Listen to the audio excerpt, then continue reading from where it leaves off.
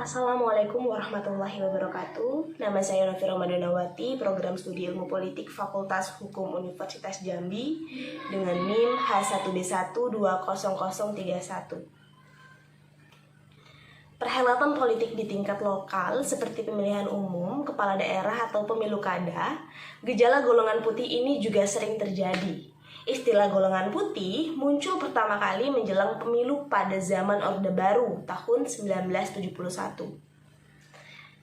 Ada 3 pemerkarsa sikap untuk tidak memilih itu, antara lain yang pertama Arief Budiman, yang kedua Julius Usman, dan yang ketiga ada almarhum Imam Malujo. Langkah mereka didasari pada pandangan mereka bahwa aturan main berdemokrasi tidak ditegakkan, tapi cenderung malah diinjak-injak. Dalam proses demokrasi yang terjadi di Indonesia pada saat ini adalah bentuk pemerintahan yang berasas dari masyarakat, atau yang biasa disebut dengan secara langsung ataupun perwalian oleh masyarakat dan dilaksanakan juga oleh masyarakat.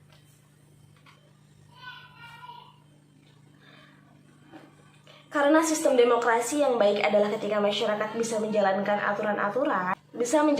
aturan-aturan negara secara baik dan teratur, pastinya demokrasi ini juga untuk masyarakat dengan sengaja kebijakan yang telah dibuat oleh negara berdasarkan kepentingan masyarakat. Sejatinya, demokrasi dapat membuat suatu negara menjalankan semua sumber daya yang ada di dalamnya. Salah satunya masyarakat.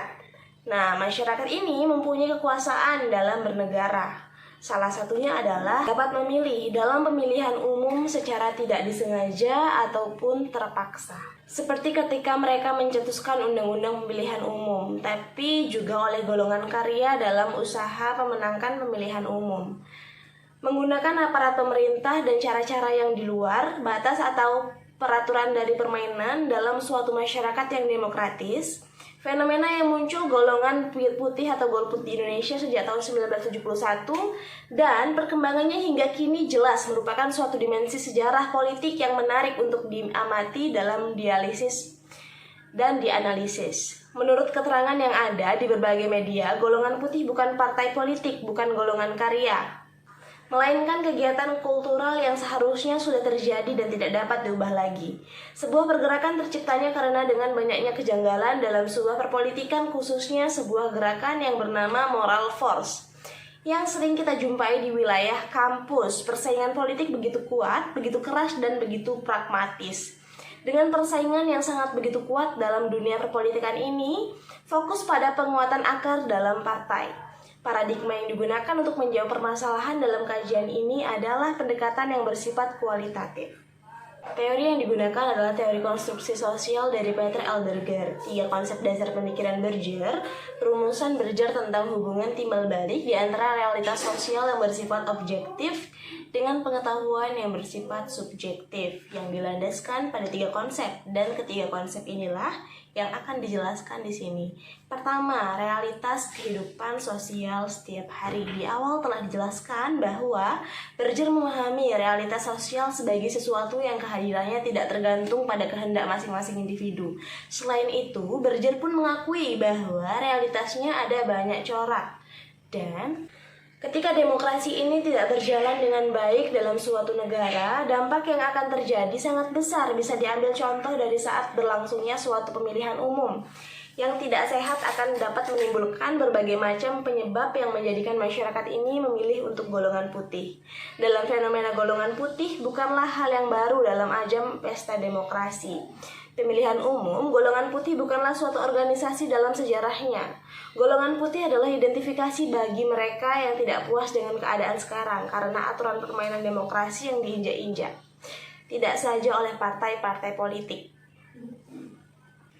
Ragamnya, namun dalam karyanya bersama Luckman dikemukakan bahwa apa yang terpenting bagi analisis sosiologis adalah realitas yang dihadapi atau dialami oleh individu dalam kehidupan sehari-hari. Kedua, interaksi sosial dalam kehidupan sehari-hari. Selama ini, realitas kehidupan sehari-hari terkesan di dalam individu secara perorangan. Kenyataannya tidaklah demikian. Menurut Berger, realitas sosial dialami oleh individu bersama-sama dengan individu yang lainnya. Sesungguhnya juga merupakan realitas sosial. Dalam pengertian ini, artinya orang lain bukan hanya sebagai bagian atau objek dalam realitas. kehidupan sehari-hari, tetapi ia atau mereka juga bisa dipandang sebagai realitas itu sendiri. Artinya, pengalaman individu tentang sesama merupakan aspek yang penting untuk ditelaah dalam konstruksi realitas dalam diri seseorang. Ketiga, bahasa dan pengetahuan dalam kehidupan sehari-hari. Menurut Berger, ekspresi manusia dapat menjadi sesuatu yang buku yang objektif menjadi cara bagi suatu kelompok sosial. Konstruksi sosial menurut Berger sendiri setelah temuannya dengan data profil informan yang telah dijabarkan pada penelitiannya, Berger pun memaparkan pendapat bahwa suatu proses dialektis antara individu dan analisis teoritis ini bertujuan untuk mendapatkan jawaban atas permasalahan penelitian yang diuraikan menggunakan perspektif teori konstruksi sosial Peter L.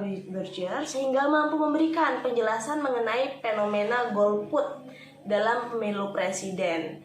Menurut Berger, manusia adalah pencipta kenyataan sosial yang objektif melalui proses eksternalisasi, sebagaimana kenyataan objektif mempengaruhi kembali manusia melalui proses internalisasi, atau yang bisa kita artikan sebagai proses yang mencerminkan kenyataan subjektif dengan kemampuan berpikir dialektis di mana terdapat tesa atau antitesa dan sintesa. Berger memandang masyarakat sebagai produk manusia dan produk sebagai produk masyarakat, dan manusia sebagai produk masyarakat. Berger menjelajahi berbagai implikasi dimensi kenyataan objektif dan subjektif maupun proses dialektis dari objektivitas, internalisasi, dan eksternalisasi. Dialektika itu berfungsi dan berlangsung dalam suatu proses dengan 3 momen simultan, yakni eksternalisasi, atau biasa kita sebut dengan penyesuaian diri dengan dunia sosio atau kultural sebagai produk manusia. Lalu yang kedua ada objektivitas, interaksi sosial dalam dunia intersubjektivisasinya yang dilembagakan atau mengalami proses rasionalisasi dengan internalisasi atau individu mengidentifikasi dirinya sendiri dengan lembaga sosial atau organisasi sosial tempat individu menjadi anggotanya.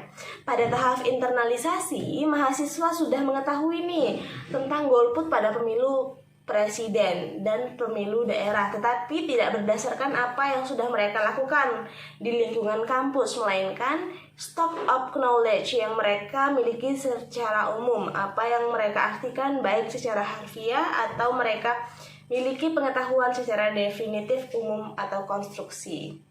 Terakhir merupakan tahapan eksternalisasi nih, di mana para golput ini memiliki sendiri sesuai dengan pengamalan yang ada pada mereka. Di mana terakhir merupakan tahap eksternalisasi, di mana pada tahap ini para yang melakukan golput ini akan memiliki konstruksi tentang golput dalam pemilu presiden yang mereka miliki sendiri sesuai dengan pengamalan yang ada, yang mereka alami. Pada tahapan ini, mereka akan memiliki konstruksi tentang golput dan pemilu presiden yang berbeda. Konstruksi ini juga dapat dipengaruhi dari lokasi yang ada. Mahasiswa juga memilih golput pada pemilu presiden, menganggap semua hal yang berkaitan dengan. Pada tahap inilah mereka akan mengetahui konstruksi yang mereka yakini. Golput dalam pemilu presiden ini dianggap sebagai hal yang wajar ketika kejadian tersebut terjadi dan dialami oleh para informan. Tahapan internalisasi, objektivasi, dan eksternalisasi ini merupakan serangkaian tahapan yang mana membentuk konstruksi yang ada di masyarakat, kemudian dikonstruksikan secara pribadi untuk membentuk definisi suatu kejadian yang baru atau memunculkan makna baru. Nah, konstruksi ini yang diawali dengan pengetahuan. Golput dalam pemilu ini dianggap sebagai hal yang wajar, bahkan ketika di kejadian ini dialami dan terjadi oleh para informan. Tahapan internalisasi, objektivasi, dan eksternalisasi ini merupakan serangkaian tahapan yang mana membentuk konstruksi yang ada di masyarakat, kemudian dikonstruksikan secara pribadi untuk membentuk definisi suatu kejadian yang baru dan memunculkan makna baru. Konstruksi tersebut diawali dengan pengetahuan yang diketahui secara umum, kemudian dikonstruksikan secara berlanjut. Konstruksi selanjutnya ini dapat dimaknai dengan berbeda pada masing-masing individu. Pemaknaan yang berbeda inilah yang dipengaruhi oleh objektivitas yang ada, yang kemudian makna tersebut masuk pada tahapan eksternalisasi. Ketika satu makna yang berbeda masuk pada tahapan eksternalisasi ini, konstruksi ini kemudian akan menjadi pengetahuan pribadi yang diumumkan. Maksudnya adalah apa yang diketahui oleh seseorang atau individu akan menjadi pengetahuan baru bagi orang lain. Proses inilah yang kemudian menjadi pengetahuan umum bagi individu baru. Pengetahuan umum individu yang baru ini merupakan bagian dari internalisasi. Kemudian masing-masing individu akan memiliki pengalaman yang mana pengalaman tersebut akan menjadi pengaruh terhadap makna yang baru. Begitu pula konstruksi tentang golput ini berjalan seperti yang dialami oleh masing-masing pelaku golput. Konstruksi yang dimiliki oleh mereka sudah pasti berbeda dengan individu yang alasan mereka yang memilih golput pada pemilu presiden bersifat siklus yang mana akan berputar terus, tidak akan berhenti di awal dengan pengetahuan mereka masing-masing. Yang mana internalisasi, objektivasi, dan eksternalisasi kembali pada internalisasi yang baru mengalami objektivisasi yang hingga pada proses eksternalisasi. Golput tidak juga dapat disalahkan. Memilih golput juga tidak menjadikan individu kehilangan kewarganegaraan. Gerakan golput juga bisa dikatakan gerakan kesadaran, namun yang belum disadari di sini apa manfaat yang lebih dari golput selain rasa kepuasan. Orang-orang yang golput juga sering disebut sebagai apatis yang tidak memperhatikan realitas sosial, yang merasakan pengaruh terhadap kehidupannya, namun pembenaran dan penilaian apatis adalah bahwa ini adalah proses terhadap realitas sosial. Beda dengan apatis, tidak ada juga satupun ketentuan atau undang-undang yang mengatur golput atau melarang golput, termasuk Undang-Undang Pemilihan. Melarang golput sama dengan melanggar Undang-Undang Dasar Negara Republik Indonesia pada tahun 1945 dalam pasal 23 ayat 2 dan 3 tentang hak untuk berpendapat dan berekspresi. Juga di dalam Undang-Undang Hak Asasi Manusia pasal 23 serta Undang-Undang Konvensi Internasional Hak-Hak Sipil dan Politik pasal 9. Apa yang menjadi poin penting adalah kesadaran masalah-masalah yang mengakibatkan orang-orang memilih golput mesti dijadikan bahan evaluasi, mulai dari kurangnya kepercayaan masyarakat terhadap para kandidat yang juga pejabat mesti direnungkan. Bukankah memang untuk mendapatkan kepercayaan perlu ada aktualisasi dari janji-janji yang menggugurkan penilaian adalah kerja nyata? Orang yang tidak percaya bahwa apa yang kita ucapkan tidak benar itu hanya perlu pembuktian. Ketika golput tidak lagi memberi pengaruh terhadap apa yang diprotes, apakah kita akan terus melakukan itu? Sepertinya itu adalah hal yang sia-sia. Golput bukan lagi sebuah solusi meskipun golput adalah sebuah hak pemilih. Memilih pemimpin adalah tanggung jawab. Siapa yang dipilih itu akan menjadi tanggung jawab selama 5 tahun ke depan. Untuk mengetahui sebuah kelayakan seseorang pemimpin perlu memiliki pengetahuan. Dengan pengetahuan, kita bisa memutuskan siapa yang terbaik dan siapa yang terburuk. Jika di antara semua calon adalah yang terbaik, maka kita harus cari yang paling terbaik. Dan jika semua calon memiliki poin-poin yang tidak baik, maka pilihlah yang paling sedikit ketidakbaikannya. Bukankah kita diajarkan demikian bahwa menemukan baik dan buruknya sebuah calon pemimpin tidaklah susah, kecuali baik dan buruk itu tidak dimiliki oleh calon pemimpin. Namun tidaklah ada seorang yang tidak memiliki kebaikan maupun keburukan, dan tidaklah juga kita tidak dapat diketahui keburukan dan kebaikan dari seseorang selain pertimbangan rasa kecewa, rasa ketidakpuasan, rasa menolak yang membuahkan pilihan golput. Pertimbangan tentang melihat kepribadian para kandidat dengan menggunakan analisa sebaik dan buruk juga tidak bisa dikesampingkan, karena bagaimanapun kita menolak sebuah kandidat dengan tidak memberikan hak suara, pada nantinya kita juga akan dipimpin oleh mereka. Lebih parah lagi ketika orang yang terpilih lebih memiliki banyak keburukan, sedang orang yang unggul dalam hal kepribadian baik tidak terpilih dikarenakan hak suara kita tidak kita berikan. Jadi sebagai sebuah bentuk protes, golput tidaklah dipersoalkan. Namun memilih golput juga tidak memberi apa-apa terhadap apa yang diprotesnya. Dari itu